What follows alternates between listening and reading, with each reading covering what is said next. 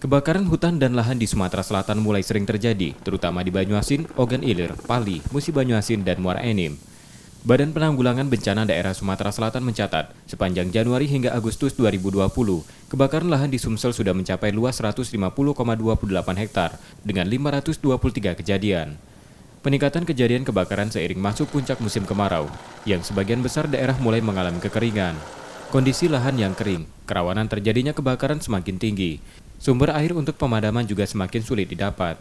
Memang betul ya, ini kondisi panas sudah mulai meningkat, artinya itu titik panas, titik kemarau ini sudah mulai masuk puncak musim kemarau di bulan-bulan September ini, Agustus September.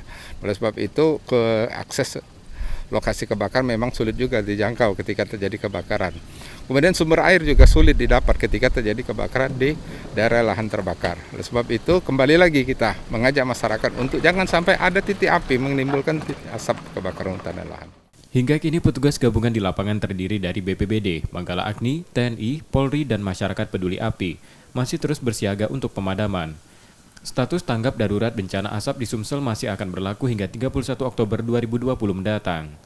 Rizky Nurmizan, Kompas TV, Palembang.